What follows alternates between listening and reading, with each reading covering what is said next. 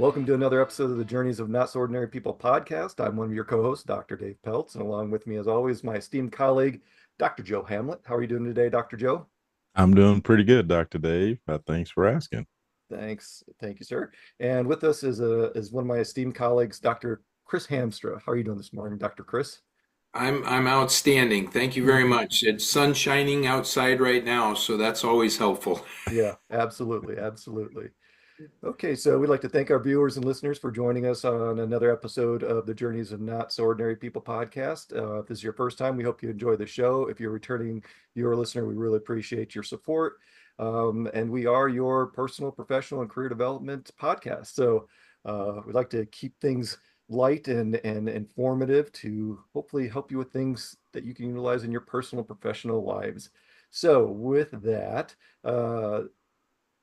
Dr. Chris, what can you just tell us a little bit about yourself real quick? I could go all the way back to when I was born in 1971, but I think I'll fast Yeah, forward a we can little fast bit. forward a little bit, at least till you're like two or three. Yeah. Well, I have a passion for stories, plain and simple. And I remember early on in kind of my academic career, people saying that stories aren't academic and that it's really not too worthy.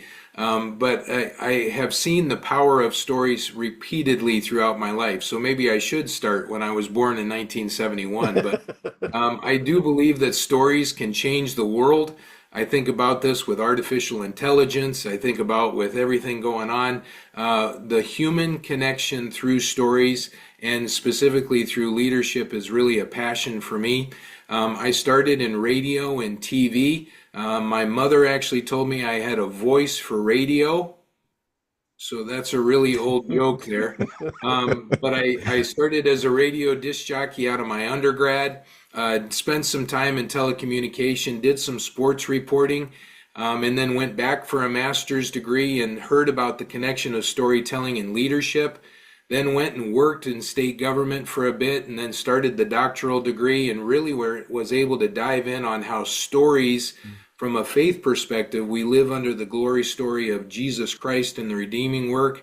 But more importantly, just stories can connect people and we can learn, we can be inspired from stories, but by telling and delivering and sharing stories, we can actually then aspire to better goals or inspire others as well. And so that's been the work for the last 20 years here. I teach at a business college out here in West Michigan. But I love being able to listen to the stories of students and people and then try to figure out how I can and use those lessons in my own life. And so storytelling is really the foundation and I love it. Well, that's excellent, Chris. Thanks for sharing. And coincidentally, or not, so maybe it's probably a little pre-planning, but today's topic is story sharing. Yeah, So we're going to talk a little bit about the impacts of storytelling and story listening and leadership and communication, and just kind of, bring maybe some coaching and mentoring facets. So to really dive into and understand the value of story sharing. sure. So let's do this. Dr. Chris, what are your thoughts on story sharing? Well, first and foremost for me, story sharing, I think a lot about how we tell a story, but more importantly, it really begins when we listen to the stories that come into our lives. As a communication scholar, somebody who pays a lot of attention to communication, we can't share a story until we listen to the stories that are around us. So I think about the communities, I think about the organizations, I think about the people in our families and the stories that they're sharing. I've got teenagers at home, they're seniors in high school, early college. There are a lot of stories, and Oh, I need to I just be bet. quiet and listen to them, right? Some of them you don't want to listen to. La la There la you la go. la. Yeah, there you go. I just smile and wave. Okay, Yeah. guys, ooh, I got you. You can pick But I this think story up about in your 10 years. Yeah, I think about your military backgrounds too, right? And you listen to the stories of the people and who you serve. And so to me, a pivotal first aspect about sharing is story listening. And so I need to be open. I need to be, and like the teenagers, Oh, okay. That's what happened during your freshman year of college. Okay, I gotcha. But still listening and seeking to understand. And that's an old principle from, the Dale Carnegie stuff, right? Seek to listen in the Stephen Covey but you seek to understand. You got to be quiet and listen. So in our communities, in our organizations, in our families, how important that first aspect of story listening is. And to me, that's really a pivotal first spot. And I think you guys both have some examples of those things too. Yeah, absolutely.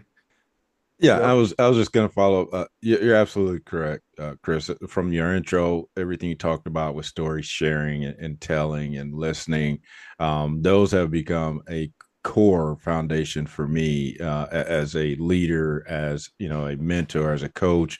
That's very important. That what you said is that story listening first, and that's why I always recommend to people, especially new leaders, get Yeah. to know your people, and you do that by listening to them, by hearing what they're telling you, by understanding what motivates them, by why they come and do what they do, who's important to them in their lives. Yes. Once you start to establish those foundations, you start to build that relationship with people. Years ago, the idea of leadership was, I tell you to do this, you do it. There were no Right. questions asked. I don't care who you are. I don't care if you fit into this group or that group. It was, everybody's going to get the same thing. But what we've learned over the years is not everybody is going to react the same way or respond the same way. So it's very important to get to know people on an individual level. And you do that, again, by listening to them and understanding what their needs are, where they want to go, who they want to be. And so that has become very big for me. And you touched on the whole storytelling piece. And now I'm in a position where I again often talk to a lot of people. I oftentimes I do start with my story, Yes. because all of us have a unique story. And even Mhm. though I think my story is unique, sometimes I hear people's story and I'm like, oh my goodness, wow, wow, wow. And kind of to your, like you said, your expression, okay, that's good, but maybe that's too much. But you get a sense of who they are, where they are in life. And so I appreciate, again, listening to people. And but I don't do it like I think you mentioned, I don't do it to um make people feel it. I do it to inspire people, Yeah. There you go. not to, Inspire, again, impress encourage. them. Yeah, Yeah. encourage, Yep. not to impress. And I always have to lead with that, because people may sit there and list all the accolades and they're like, oh wow, this guy is just a blowhard. No, I want you to No. understand where I came from and who Hmm. I am today, because that's all part of that story Hmm. that we need to understand. Because a lot of times people just assume about things. And I've told my story many times. When I introduce myself now as Dr. Hamlett, their first idea might be that, well, this guy must be really smart, went to college right after high school and all those things. And that's farthest from the truth. I didn't go back to school till I was 40 years old. I didn't earn my Yeah. first degree till 41. So as I start to explain it that way, then people start to get that different connection, or start to build that relationship differently, because initially it's they're intimidated, or Right. I don't, so I now understand the power of storytelling. Hmm. So thanks for your Yeah, I introduction. get the PhD too, and I tell people PhD is just perseverance, hard work, and determination. It doesn't mean that I'm smart. Right, absolutely, It's a lot of absolutely. work. I Yeah, had a absolutely. student coming in just after COVID, and we were back in person. We were wearing masks, and it's a introduction to speech class, and she was visibly shaking in front of the room. And she got through the speech, and we sat down afterwards. Hey, I want to talk to you. Come in and let's chat. I said, where did the nerves come from? Is it because it's the first speech of the semester? And she goes, well, no. First off, I've been online for the last 2 years. I haven't been in front of a group of people. But she said in middle school, before COVID, one of the last classes I had, I was giving a speech, and my middle school teacher told me that was horrible. I was stupid, and Wow. why in the world Oh was I giving a wow. speech? And I said, this is your first speech back after 3 or 4 years of that? And she said, yeah.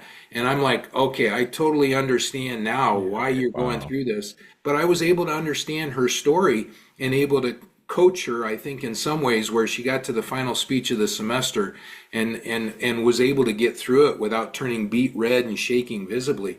So that's so Wow. important to me to really, that first step is story listening and understanding the Hmm. folks. Yeah. Yep. And so many cultures around the world, I mean, Western culture is typically individualistic, but there are so many other cultures around the world that are indigenous and collectively based, that storytelling is the hub of their communication. That's how they learn life lessons. That's how they learn to do work. That's how they learn to do something better before they start sharing it with someone else. And I think that's important to consider and understand, because there are so many different cultures within just the United States. I mean, you can go geographic, you can go ethno-geo, you Yep. can do all kinds of different, you know, cuttings of the pie to realize how diverse we really are. And when we think about story sharing, we have to consider those things, Yeah, and you need to really, again, you have to be prepared to listen. So many leaders now claim to be good or great leaders, but they don't really take the time to get to know the people. They'll remember a name. Oh, you're Dave. there Oh, you're you go. Joe. You're Chris. There How are you you go. doing? How's the family? Generic. Check the box and keep moving on. And Yep. that's not Yep. what leadership is about. To Yep. Joe's point, it was very dictatorial back in the day. Do as I say, and that's it. But now there's so much more relevance about understanding the dynamics of individuals and how to capitalize and share their knowledge, whether it's on a personal or professional level. And I think that's important to remember that we do have to take time for our peers, for our coaches, for our employees to um, to to understand where they're at so we can help them get to where they want to be. There you go. Yep. So I'm trying to really focus in on listening to what, your story that you just told, but it's fascinating to me that even in my brain, I'm thinking about responding, right? Oh, Right. instead of really being in the moment and listening to what David's saying, my brain's starting to spin up. And I tell you, that's one of those things that I got to work on. I had a professor tell me that sometimes we study the things that we really suck at, the things that we really need to work on. And for me, it's about listening and listening well. But I love the comment there, David, about just the indigenous cultures, right? The people that have been around for a long, long time. I do believe first century leaders and some of the stories of the old generations or our communities can really inform us in this modern day and age. And unfortunately, we don't get that in AI. I Yeah. do think you need to, even through a video format like this, take the time and talk to people, Right. Right. develop Yep. that human connection. That's important to me. Yeah, Yeah. it's funny we talk about, the nowadays what we have this available to us, the on screen being able to communicate. But I was just telling Dave before we came online, I met a gentleman last week through Zoom, had Hmm. about a 30, 45 minute conversation with him. And then 2 days later, I met him in person and we shook hands and it was at an event, but it was both of us. The feeling of in person, being able to Yeah. communicate with each other, Yeah, even though we have the technology that allows us to do this format, but it's still it was more genuine to be there and actually, touch, shake hands and to, be in each other's presence. And so that was the first thing that he mentioned, which again, like to your point, yeah, we have this technology and we have all these capabilities, the AI, everything else, but it's nothing, it doesn't substitute for that person to person interaction. So Mhm. that, so a quick story because that's what I do. Early on, I was a overnight disc jockey at an alternative rock radio station, Nirvana, Smashing Pumpkins, that sort of stuff, right? I'm doing overnights, and I had a meet and greet after being there for 6, 9 months or whatever, and I met somebody, and she looks at me and she goes, "Wow, you're much fatter than I had envisioned you."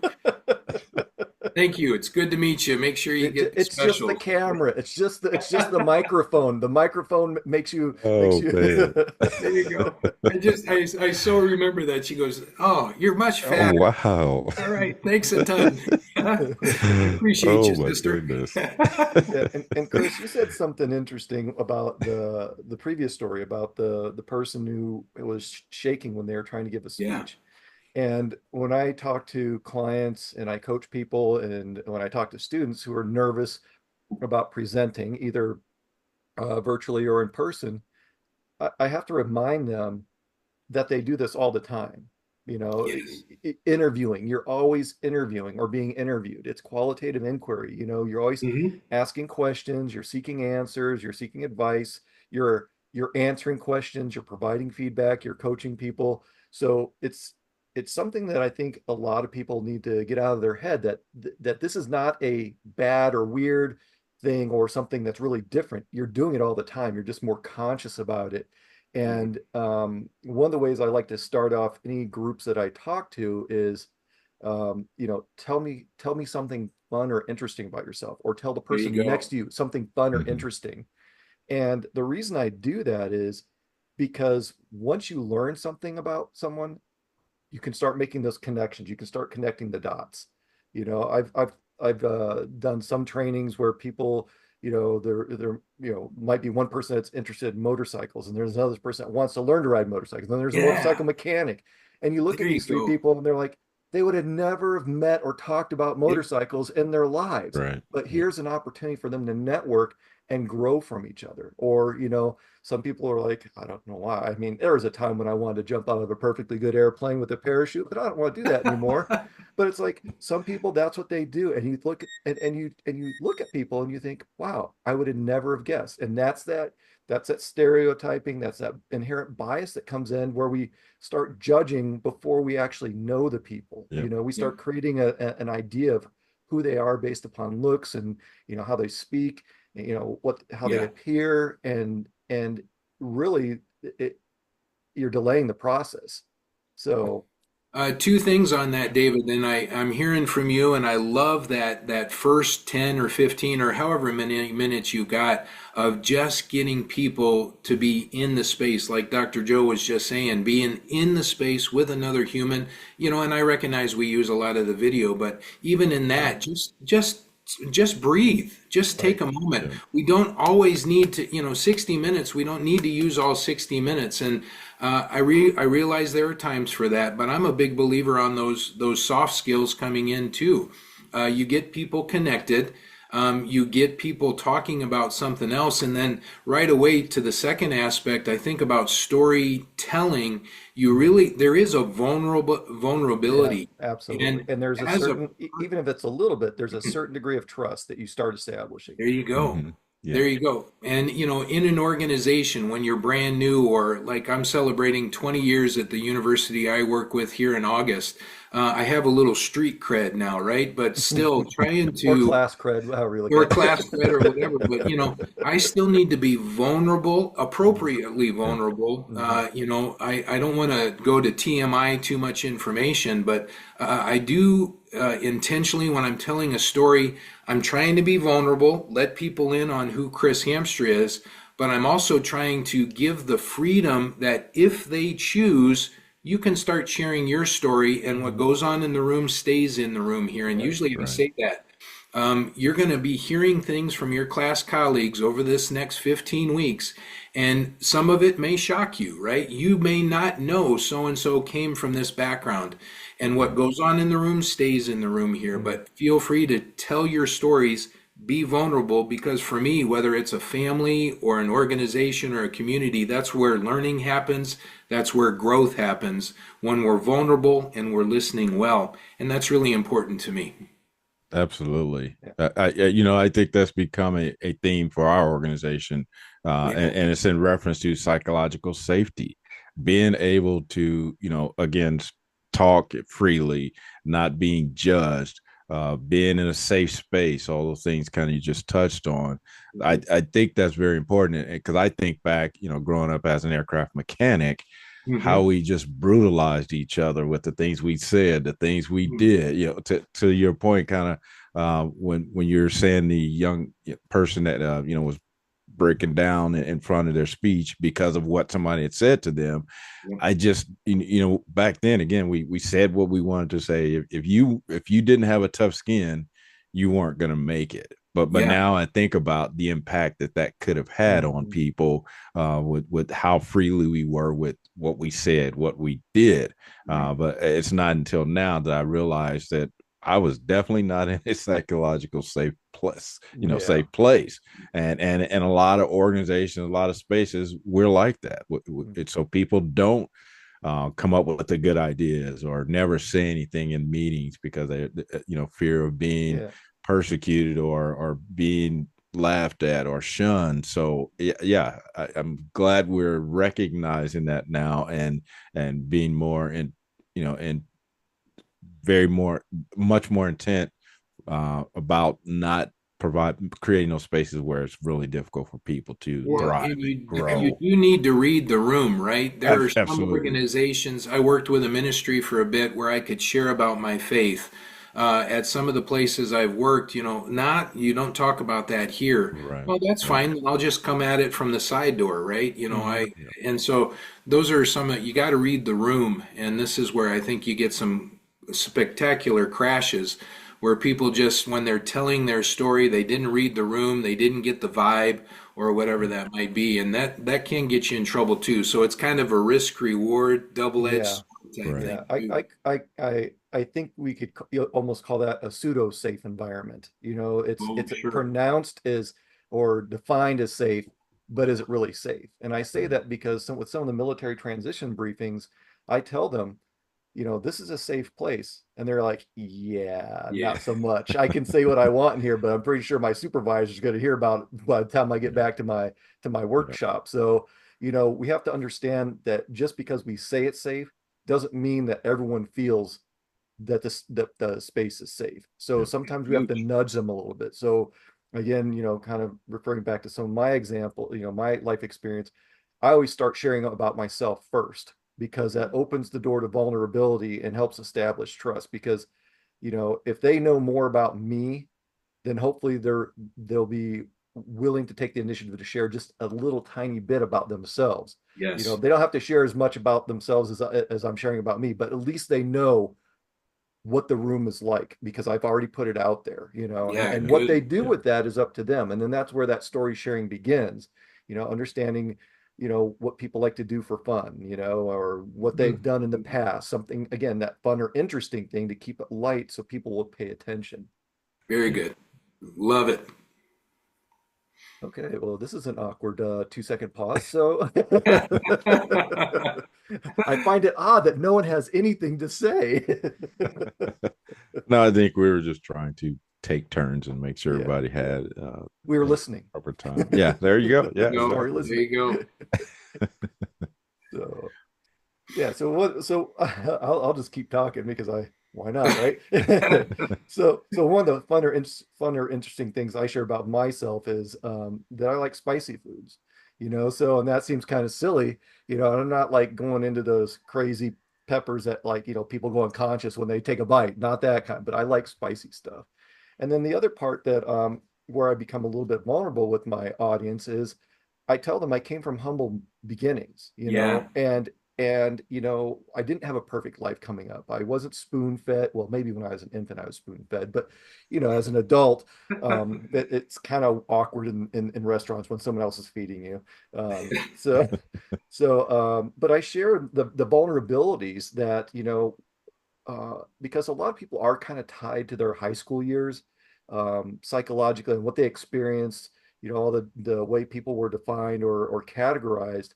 And it's tough for them to walk away from that. Well, when I was in high school, I almost didn't graduate high school. And my GPA, I wouldn't have graduated unless I hadn't taken a couple extra summer school classes or night classes just to get it. And then taken a few easy, well, I shouldn't say easy, taken a few art classes because that's what interested me. And Yeah. that's what got my GPA up to like a C minus. So to think about coming from humble beginnings and struggling throughout school to now be a doctor, I mean, that's a strong and powerful story to tell people you can do whatever you want. You just have to set your Yeah. mind to it and pay attention and learn from other people because you can spend the rest of your life reinventing the wheel, or you can go to the tire store and get a new tire in 30 minutes. So, Yeah, they say that some of the research and reading that I've done is that there's probably four, some say as many as eight kind of really proto or typical stories that you need to have in your back pocket. And one of those is, where did I come from? Yep. Yep. And several authors phrase it a little different, but what got me to this point in time? Yep. And it's always fun to tell those stories and listen to those stories. Another one that I'm really fascinated with and to hear is the story of failures. We have a group in the Oh, yeah, area here absolutely. about, where did I fail and how did I overcome that failure? And so they actually sell tickets. They do kind of a presentation with 4 or 5 of these storytellers, where here's where I just fell flat on my face. And those are kind of interesting too. So it's not just where you come from, but here's where I failed. I'm reading a little bit about those stories of success and how good I am. And I know on our resumes we need to say this. Here are the deliverables, and this is what I've done. Trained 210 people, a call center, whatever. Increased revenues 110%. When you tell those stories, it actually comes across as like I'm puffing myself up. And so those Sometimes it stories does. kind of pull back. So it's interesting to see the kind of the typical stories, and that's the fun part of the delivering for me. Is, all well, let's take a look at this story. Let's take a look at this story, and how do you develop some of those or fine tune some of those individual stories of struggle or our history or failure or whatever it might be. And we all got them. We all got them. Right.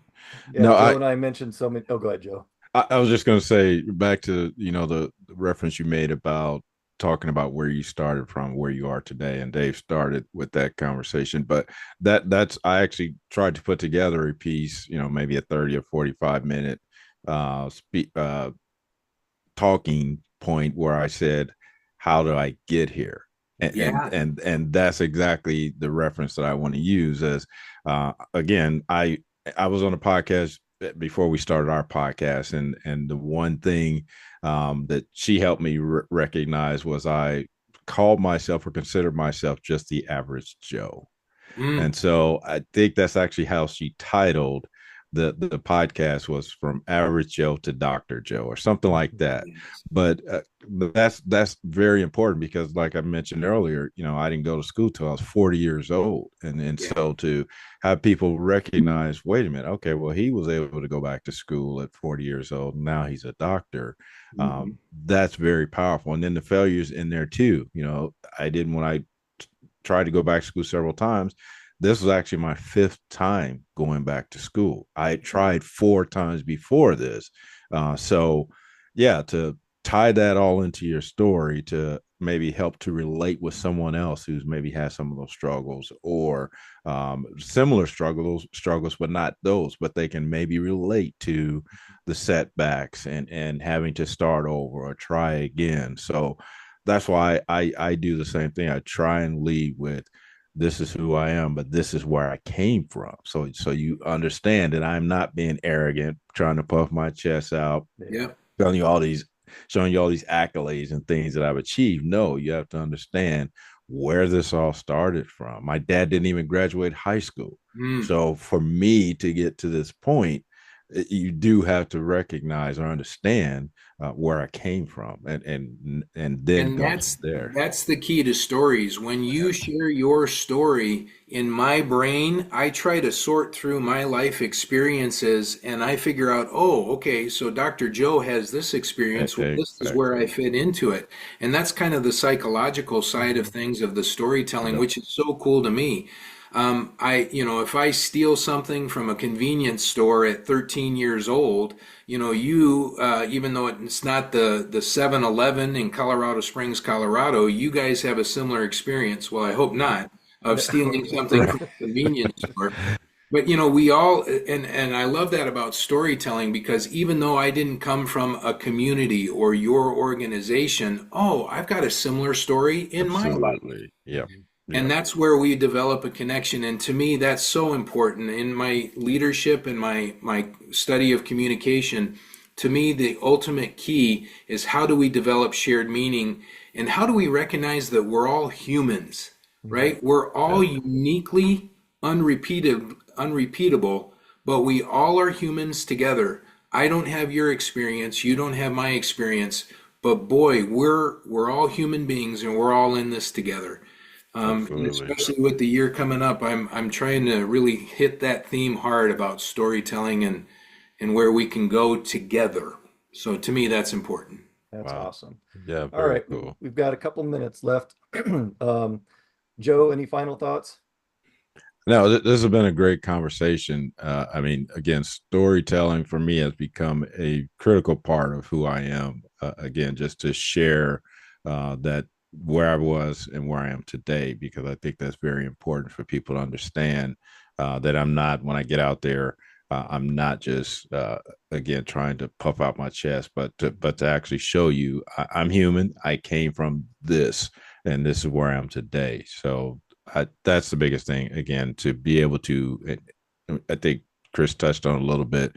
We all have our own stories, and that's again the premise for this podcast: journeys of not so ordinary people, and that's what we want to do: is share our stories, so that maybe you can relate to some of these things and help you in your future. So Thank that's you. well ended. Thank you, Joe. Dr. Chris, any final thoughts? No, just thank you for the opportunity. Again, I have a passion for story. I get excited about this. I think we could go another 3 or 4 episodes. Maybe if I do good enough, I'll be invited back here. But Absolutely.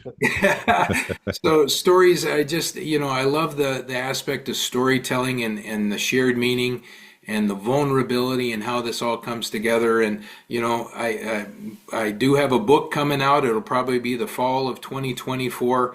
I've launched a website in the last year, and it's leadershiplifestories.com. I have a Okay. semi regular newsletter, and I'd love for you guys to join that. Absolutely. Random thoughts from Chris Hamstra and a little bit here and there. But Okay. this is, to me, a pivotal aspect that we've lost in our intent to try to be efficient. Get back to storytelling. It's okay to use 12 minutes of some 60-minute meeting time. Share some stories, bring people together. You Absolutely. know what, Chris? That was the best close I've heard in a long time. So I'm not even gonna say anything. So, well, I will close out the show. So with that, thank you, Chris, Dr. Chris Hamster, for joining us today on another episode of the Journeys of Not So Ordinary People podcast, your personal, professional, and career development podcast. We'd like to thank our viewers and listeners for joining in. And until next time, we want you to keep on being your not so ordinary you.